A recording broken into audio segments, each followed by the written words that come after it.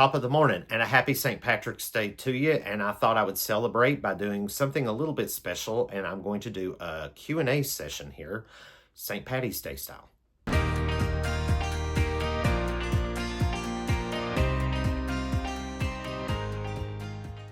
I know that we tend to not put St. Patrick's Day up on the same level as, say, Halloween, Christmas, Easter, and so forth and so forth, but it's still a wonderful holiday, and people do tend to celebrate St. Patrick's Day in various ways.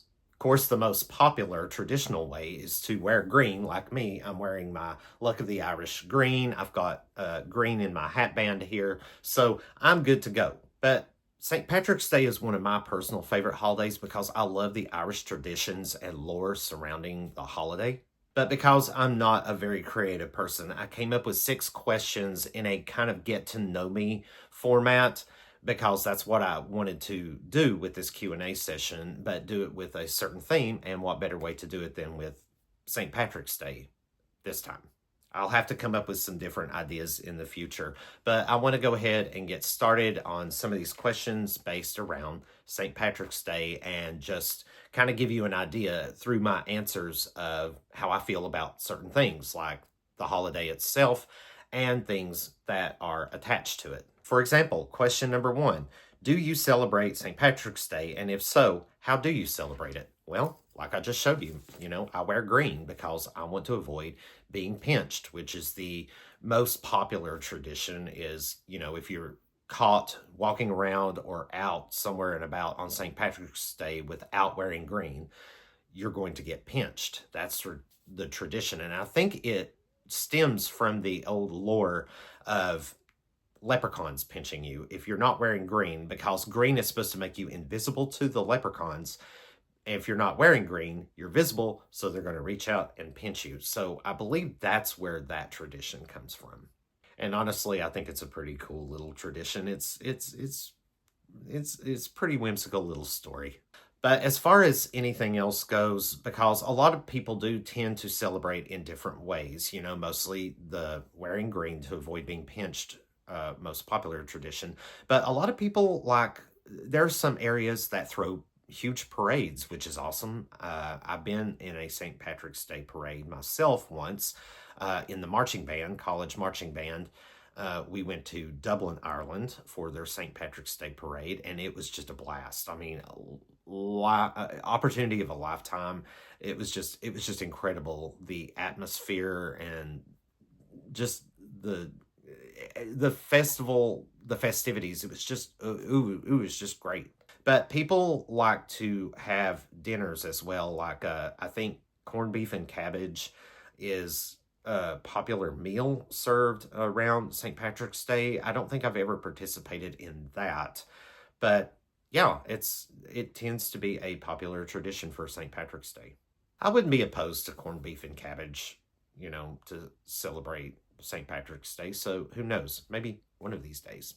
Question number 2, have you ever found a 4-leaf clover? Of course. Yeah. Now, I can count on one hand how many times in my lifetime I have found 4-leaf clovers. They are quite rare. But anyone that's actively looking for a 4-leaf clover will eventually find one, at least one in their lifetime. My third question kind of ties in. It's kind of an extension to the second question. Do you believe in luck? Because finding a 4-leaf clover is supposed to be like that superstition that where if you find a 4-leaf clover, it brings you good luck. Now, the idea behind this question, do you believe in luck? I'm not sure because I like to say, I think everybody at some point, and I think it's mostly just said out of like that habit, what I'm thinking, what I'm saying? Well, I'm lucky, or you're lucky, or well, that's my luck. You know what I mean? But do you actually mean it? I mean, is there actually conviction in saying it? Or is it just something that you say like, oh man, or this is bull, just something that's, just a habit of saying. But do you actually believe in luck? I don't know. I honestly don't know. I've had a lot of unlucky experiences in my life, But I do feel like I have lucked out in some cases. And I don't know, I think most people do have some conviction when they really think about it, you know. But can you chalk it up to more of coincidence, or happenstance, you know, maybe even miracle if you believe in that? So I think it's just a matter of belief, you know. Like true conviction. Like, do you actually put stock into saying that that is actual luck? Now, as kind of an extension to this answer, to kind of illustrate, I guess, what I mean about my belief in luck is because, to my understanding, or my own belief in this, is that luck is rooted in superstition, and it's based on early superstition impression. You know, we hear things when we're young, especially, you know, certain things like, for example, if you step on a crack, you break your mother's back. Beware of black cats that cross the road in front of you while you're traveling, walking under a ladder, you know, things like that. Things like that I don't really put a whole lot of stock into. I think it's just kind of silly. And although there are some people that do actually go with that, and that's perfectly fine. That's who you are. You know, this is a Q&A. It's just about how I feel about these things. However, uh, you could say that I do have a bit of superstition when it comes to certain numerical values.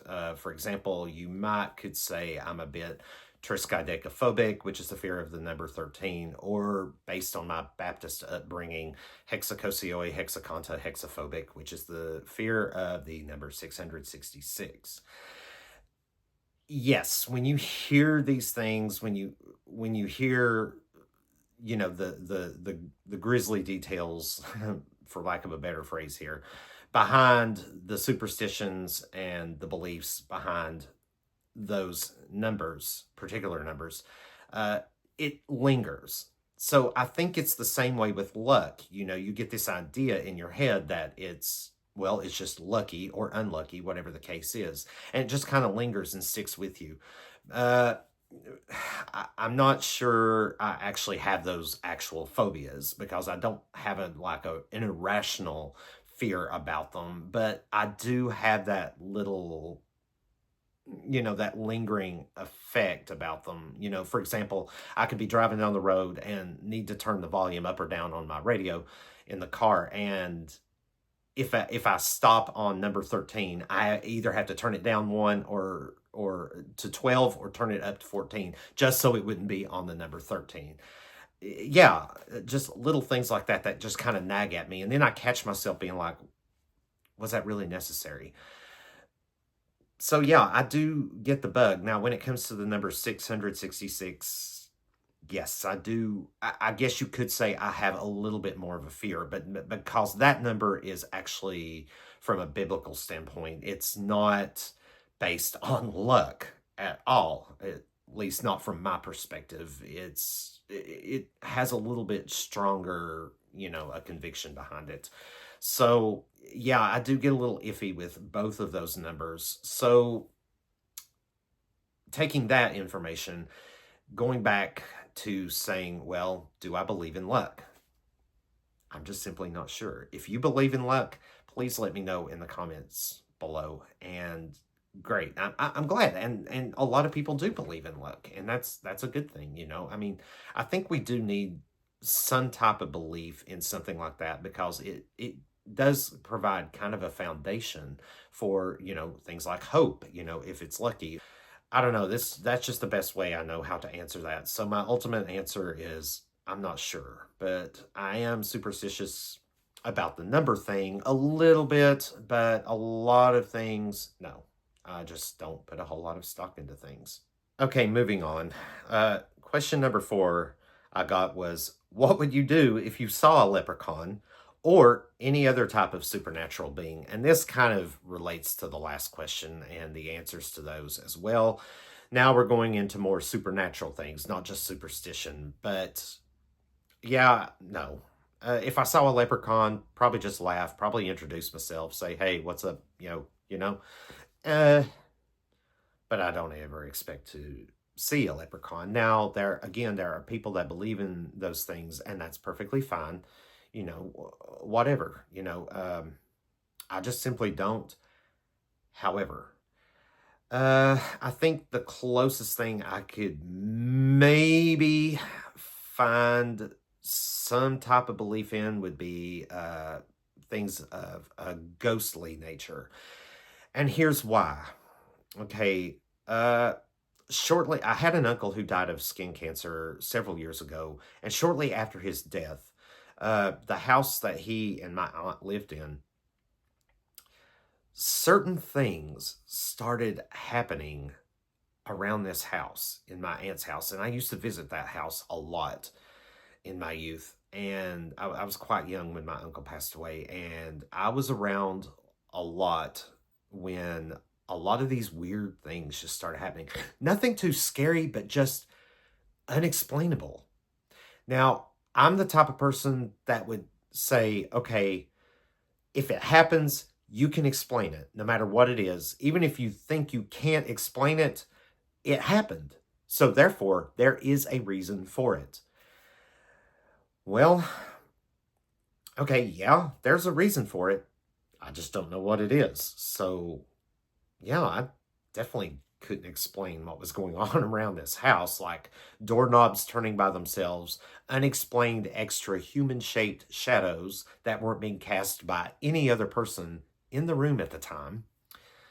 Yeah, so it's creepy stuff, but nothing that really was too horrifying. And just sounds that were specific, like knocks, that were clearly knocks, but nobody was making them. At least nobody alive was making them. So yeah, I'm not sure what to make of that either. But for the most part, I don't believe in like your typical fantasy or classic monster, deals. Anything else that is from just typical lore or fairy tales, no, I don't believe in that.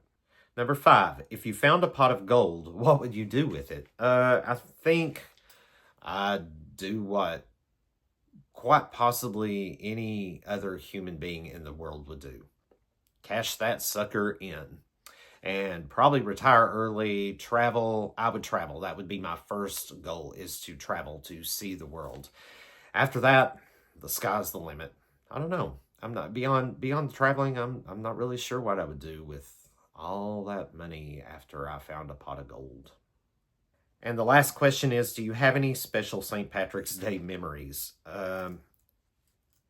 Yeah, I guess my memory that I mentioned actually earlier in this video was my college band trip to Ireland when we got to march in the Dublin St. Patrick's Day Parade. It was just, yeah, again, it was just an incredible time, and that's probably my fondest St. Patrick's Day memory. However, I do have one sort of bad memory about St. Patrick's Day, and it happened in 5th grade. My teacher, I can't remember what the deal with my teacher was at the time, but she threw an anti St. Patrick's Day theme for us, a little classroom party where everyone came to school not wearing green, and we all went around pinching each other all day long.